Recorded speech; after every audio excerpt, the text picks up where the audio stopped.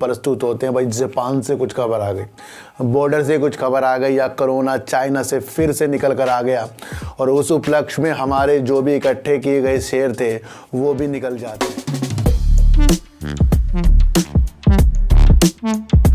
नमस्कार, आप देख रहे हैं डीप सर्च 6 और आज बात करेंगे सर जीटीएल इंफ्रा की, और बात करेंगे जिस तरीके से मार्केट गिर जाती है फिर हमारे हाथों से जो शेयर हैं वो भी निकल कर जाते हैं, क्योंकि मार्केट गिरने के अंदेशे इस तरीके से प्रस्तुत होते हैं। भाई जापान से कुछ खबर आ गई, बॉर्डर से कुछ खबर आ गई, या कोरोना चाइना से फिर से निकल कर आ गया, और उस उपलक्ष्य में हमारे जो भी इकट्ठे किए गए शेयर थे वो भी निकल जाते हैं, क्योंकि सबसे ज़्यादा हमने जो क्या है डर को ज़्यादा बढ़ा लिया है। ध्यान रखना सर, अगर आपके पास अच्छे शेयर हैं, अगर आपके पास अच्छे शेयर हैं तो फिर कोई सी भी न्यूज़ आ जाए, फिर आपके धैर्य की स्थिति इस तरीके से होनी चाहिए भाई, चाहे साल बाद 2 साल बाद ये ऊपर मेरे प्राइस से ज़रूर जाएगा, फिर वेट कर लो उसका, क्योंकि कीमती शेयर जो आपके हाथों से निकलेंगे वो गिरावट में निकलेंगे। ये मेरी बात आप ध्यान रख लेना। और अगर आपने शेयरों को काम के प्रति अपनी ईमानदारी से उसे रखा ना, तो कहीं ना कहीं वो आगे जाकर आपको उजाले देंगे।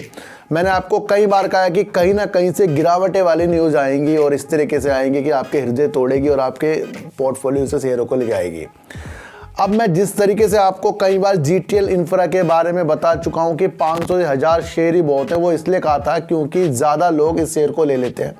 लाख, 2 लाख, 5 लाख, 25-30 पैसे भी अगर कम हो गया शेयर, 10 पैसे भी हो गया, तो कितना दुख दे रहा है ये। कई सालों से हमें ये दुख दे रहा है ये जीटीएल इंफ्रा।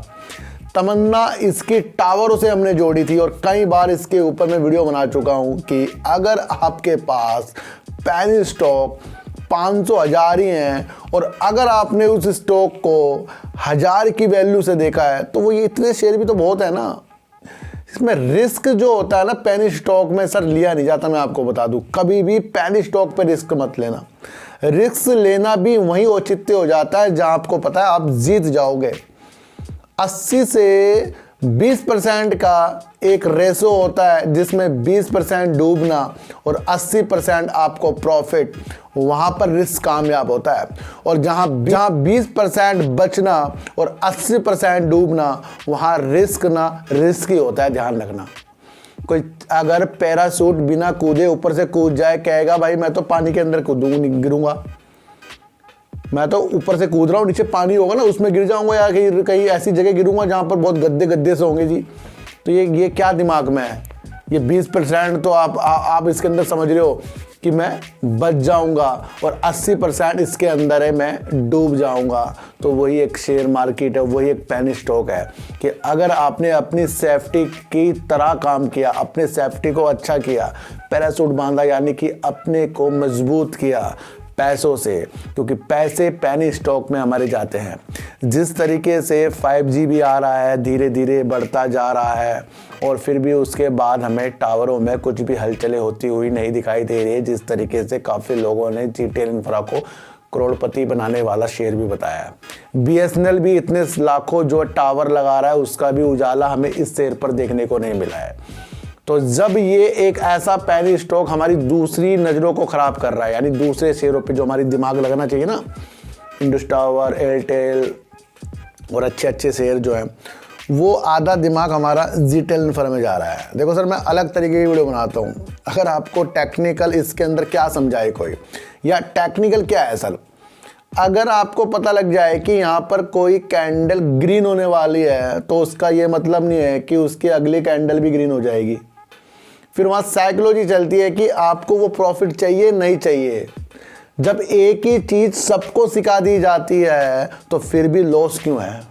जब कुछ चीज़ सीखने से हमें प्रॉफिट हो जाएगा तो फिर लॉस क्यों है सर? देखो सर, बात समझना मेरी कि अगर आप अपनी इच्छा से लेते हो भाई ग्रीन हो जाएगी कैंडल, मैं कुछ ट्रेड ले लूँ, या आपको लगा कि आज मार्केट बहुत अच्छी जाने वाली है, वो आपको नहीं, वो सबको लग रहा है, फिर उस तरीके से मार्केट जाती नहीं जो लगता है। ये विपरीत चलती है, इसको आपको समझना पड़ेगा। आज का ही उदाहरण ले लो आप, मार्केट सुबह ऐसे दबाव में जब पता नहीं क्या हो गया, फिर देखो धीरे धीरे शेयर भी आपके ग्रीन तक ही हो रहे हैं। तो अच्छे शेयर आपको हमेशा कामयाब करेंगे, और जो बुरे शेयर होते हैं, छोटे शेयर होते हैं, अगर उसकी तमन्ना आपको रखने की है तो बहुत कम शेयर। अभी भी वक्त है, नहीं तो उम्र हमारी ऐसी बीत जाएगी, बाद में कुछ भी हमें हासिल नहीं होगा। धीरे धीरे अच्छे अच्छे शेयरों में शिफ्ट होइए। मैं ये नहीं कह रहा हूँ कि मैं आपको शेयर बताऊँगा वो खरीदो, आप अपनी एनालाइज खुद कीजिए और खुद एक ऐसा व्यक्ति बन जाइए जिसे ज़्यादा टेंशन मार्केट की ना हो। अपने सिर पे मार्केट की टेंशन बिल्कुल भी नहीं लेनी है, मैं आपको बता दूं। तो जीटीएल इंफ्रा में कई बार मुझे लोग कह रहे वीडियो बनाओ सर, मैं इसमें एक वीडियो इस तरीके से बनाऊंगा जिसमें आपको समझना इस तरीके से आए कि हाँ, अगर ये कुछ करेगा तो वो कम शेयर ही करेगा, और अगर ये कुछ ज़्यादा नहीं करेगा तो हमारा कुछ पैसा ही ले जाएगा। तो ज़्यादा पैसा हमें जानबूझकर जान बावला नहीं बनना है। तो सर ऐसी वीडियो देखने के लिए मेरे चैनल पे आइए, जरूर सब्सक्राइब भले मत कीजिए, लेकिन मेरी बातों को गौर से सुनिए ही सुनिए। तो फिर मिलेंगे आपसे नई वीडियो के साथ, जब तक के लिए नमस्कार।